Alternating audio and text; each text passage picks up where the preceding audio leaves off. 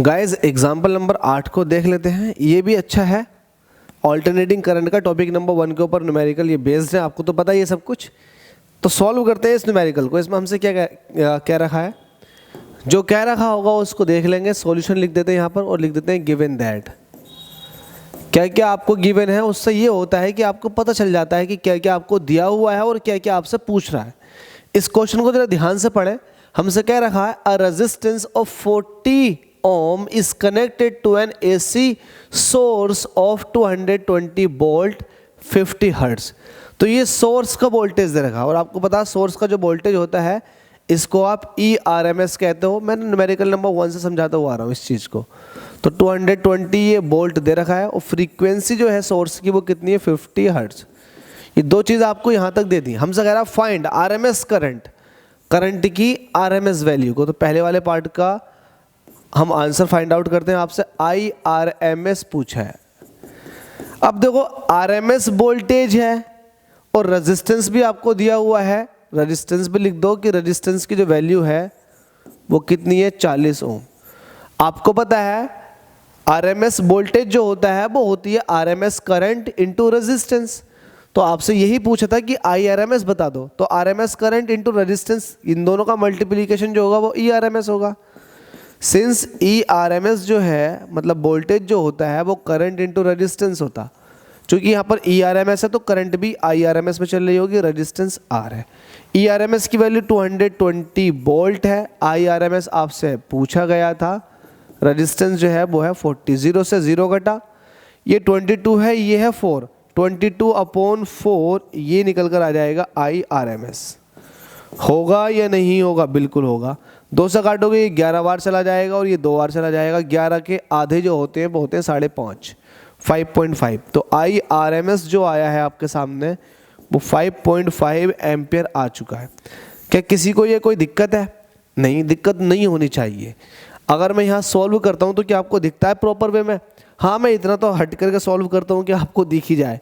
ठीक है, तो आपके सामने IRMS की वैल्यू निकल कर आ चुकी है 5.5 एम्पियर। पहले वाले पार्ट का आपके पास आंसर है। दूसरा आपसे पूछा गया है इसके अंदर the maximum instantaneous current in the resistor. तो रेजिस्टर के अंदर मैक्सिमम इंस्टेंटेनियस करंट, तो मैक्सिमम करंट का जिक्र कर रहा है। तो सेकेंड वाले पार्ट में आपको मैक्सिमम करंट निकालनी है, मतलब I0 आपको निकालना है। जब आपको IRMS दे रखा है तो आपको I0 निकालने में कोई दिक्कत नहीं होनी चाहिए, बिल्कुल नहीं होगी।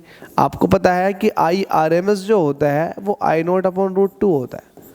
चूँकि आपको I0 निकालना है तो I0 जो हो जाएगा वो √2 IRMS हो जाएगा। हो जाएगा या नहीं हो जाएगा? बिल्कुल। आपको यही तो निकालना, पीक वैल्यू ऑफ करंट। √2 की वैल्यू कितनी होती है, 1.414।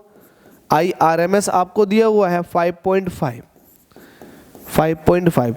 इन दोनों की जरा मल्टीप्लिकेशन करो और बताओ कितना निकल कर आ गया। अगर मैं 141 के साथ मल्टीप्लाई करके दिखाता हूँ 555 की, तो 5 5 के 20, 5 कम 5 और 2 7, 705 ये आया। तो 705 दोबारा से आएगा तो 555 ये आ गया, 7 7।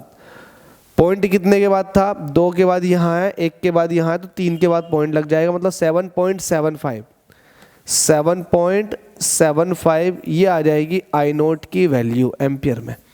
तो पीक वैल्यू ऑफ करंट आपके पास आ चुका है 7.75। इसको राउंड ऑफ करके अगर मैं इस तरह से दिखा दूँ राउंड ऑफ करके, तो ये राउंड ऑफ करके 7.8 एम्पियर बन जाएगा।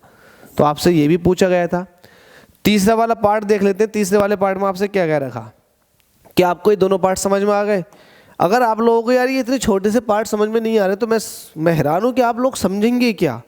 इतने इजी तरीके से समझा दिए दोनों पार्ट, पहला वाला पार्ट, दूसरे वाला पार्ट। तीसरे वाले पार्ट की तरफ चलते हैं। भाई आप लोग जैसे कि इंटेलिजेंट हैं, बुद्धिजीवी प्राणी हैं, तो आप लोगों की तो एकदम समझ में आ जाएगा। ठीक है भाई, अब तीसरे वाले पार्ट की तरफ चलते हैं। तीसरे वाले पार्ट में आपसे क्या रखा है, the time taken by the current to change from its maximum value to the RMS value. हाँ, ये थोड़ा आपका दिमाग चलाने के लिए योग्य होना चाहिए। तीसरा वाला क्वेश्चन हमसे कह रहा है द टाइम टेकन, कितना टाइम लगेगा बाय द करंट को to change from its maximum value to the RMS value. तो करंट को कितना टाइम लगेगा अपनी मैक्सिमम वैल्यू से RMS वैल्यू तक पहुंचने के लिए। तो यहाँ पर टाइम पूछा गया आपसे कितना टाइम लगेगा। तो let's say let's say time t will be required to कहाँ से कहाँ तक, to change from maximum to RMS। बात को आप समझ चुके हैं। हमने कहा let's say time t will be required to change from maximum to RMS। Current को टाइम t लगेगा, तो ये t टाइम आपको फाइंड आउट करना। तो इसमें पहली शर्त क्या है, करंट अपनी मैक्सिमम वैल्यू से आएगी RMS वैल्यू पर। तो मैक्सिमम वैल्यू पर तो हम कहेंगे एट मैक्सिमम वैल्यू। जब करंट मैक्सिमम वैल्यू पर होगी तो इसका मतलब I जो होगा वो अपनी मैक्सिमम वैल्यू पर होगा। तो ये I की वैल्यू I नोट आपको कहाँ रखनी है, इंस्टेंटेनियस इक्वेशन ऑफ करंट के अंदर। तो आपको पता है since we know that I is equal to I naught sine omega t होता है। चूंकि मैक्सिमम वैल्यू पर जब करंट होगी तब टाइम t1 हो रहा होगा, उस केस में I जो होगा वो I नोट के बराबर होगा। तो आपने I को I नोट के बराबर रख देना। तो ये I को आपने I नोट के बराबर रख दिया, ये I naught sine omega t1 ऐसे चल रहा। मतलब एट एनी इंस्टेंट t1 उस वक्त करंट अपनी मैक्सिमम वैल्यू पर होगी। तो यहाँ से I नोट से I नोट एक बार चला जाएगा, यहाँ पर 1 है, इधर साइन ओमेगा t है, तो साइन ओमेगा t1 ये 1 है। अब बताओ साइन की वैल्यू 1 कब आती है, साइन 90 डिग्री पर। तो इसको आप कह सकते हैं साइन π/2। साइन से साइन कटा, ओमेगा t1 जो आ गया वो आ गया π/2। इसको कहो इक्वेशन नंबर 1। ओमेगा t1 π/2 आ चुका। तो इसका मतलब ये हुआ कि जो एंगल है, एक तरह का जो एंगल है ना, ओमेगा t1 π/2 आ चुका। तो आप ये कह सकते हैं एक तरह का जो एंगल है वो 90 डिग्री है। अब 90 डिग्री पर करंट अपनी मैक्सिमम वैल्यू पर है। अब 90 डिग्री से आगे जो करंट आएगी तो वो अपनी अब RMS वैल्यू पर आएगी। तो RMS वैल्यू का जिक्र कर लेते हैं। हमसे कह रहा when current will reach to its RMS value. तो इसका मतलब करंट जब RMS वैल्यू को रीच कर रही होगी तो I जो होगा वो I RMS होगा या नहीं होगा, जिसकी वैल्यू होती है I नोट अपॉन रूट 2। तो आप जो है I की वैल्यू को इंस्टेंटेनियस इक्वेशन में रखोगे तो आपके पास इंस्टेंटेनियस इक्वेशन क्या होती है, I is equal to I naught sine omega t. Let us suppose कि उस इंस्टेंट पर टाइम जो हो रहा होगा वो t2 हो रहा होगा। ठीक है, I की वैल्यू को आप रखोगे I नोट अपॉन रूट 2। यहाँ से I नोट ऐसे चल रहा है sine omega t2। I note से I नोट कटा, यहाँ बचा 1 अपॉन रूट 2 और ये इक्वल में पहुंचा साइन ओमेगा t2।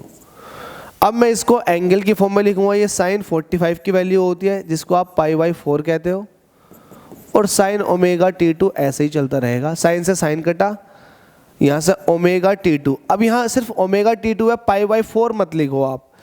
π/4 इसलिए नहीं लिखना क्योंकि 90 डिग्री पर वो मैक्सिमम थी। 90 डिग्री के बाद ये एंगल 90 डिग्री में ऐड हो तो वो चलेगा। मतलब 90 डिग्री के बाद की कहानी है कि एंगल जो आया π/4 और आगे आया, मतलब π/4 पर पहुंची कहानी।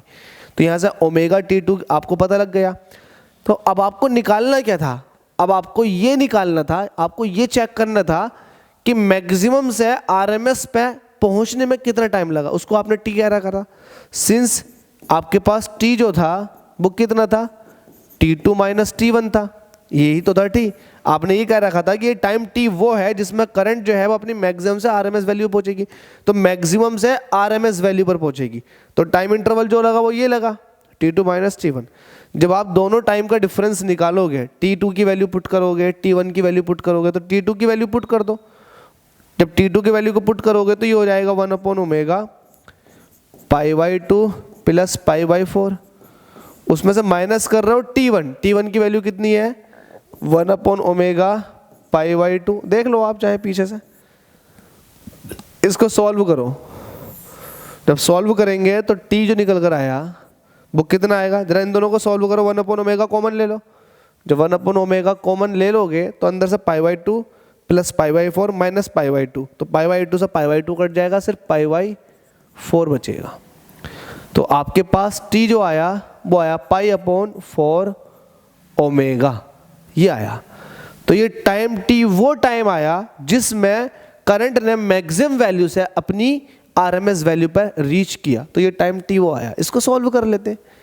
सॉल्व करो, t इज इक्वल टू पाई ऐसे ही रहेगा, पाई को ऐसे ही रहने दो, 4 को भी ऐसे रहने दो। ओमेगा जो होता है वो होता है 2πf, फ्रीक्वेंसी दे रखी है आपको सोर्स की, तो पाई से तो पाई काट दो पहले, 1/2 ऐसे रहने दो और 4 भी ऐसे रहने दो। f की जगह 50 ये दे रखा, इसको रख दो आप। t इज इक्वल टू 50 का डबल करोगे 100 हो जाएगा, 100 की 4 से मल्टीप्लाई करोगे तो ये हो जाएगा 1/400 सेकेंड। तो चाहो तो आप यहाँ छोड़ दो, इसको और सॉल्व करके दिखाओगे तो कुछ इस तरह से आएगा। 1/4 का मतलब होता है 0.25, 1/100 का मतलब हो जाएगा 10⁻⁻2 एम्पियर, ओ सॉरी सेकेंड, सेकेंड में चल रही कहानी। तो t इस तरह से लिखना, अशुभ माना जाता तो पॉइंट को एक प्लेस इधर को ले जाओ तो ये हो जाएगा 2.5। जब छोटी वैल्यू को बड़ा किया है, छोटी वैल्यू को बड़ा किया तो पावर और एक प्लेस निगेटिव में जाएगी, इतने सेकंड। तो 10⁻³ को आप मिली कहते हो, तो 2.5 मिली सेकेंड। आई होप आपने ये समझ लिया होगा। अगर किसी को भी कहीं पर भी किसी भी स्टेप में आपको दिक्कत है तो आप उसका स्क्रीनशॉट खींच करके, या फिर टाइमिंग न्यूमेरिकल में टाइमिंग चल रही होगी, टाइमिंग के हिसाब से आप मुझे बता सकते हैं कि यहाँ प्रॉब्लम आ रही है, तो मैं उसको क्लियर करने की कोशिश करूँगा। आपसे जो पूछा गया था आपने बिल्कुल एज इट इज जो दे रखा था उसको लिखा और सॉल्व करते चले गए जो जो आपसे पूछा था। तो उम्मीद करता हूँ कि आपका ये न्यूमेरिकल समझ में आ गया होगा।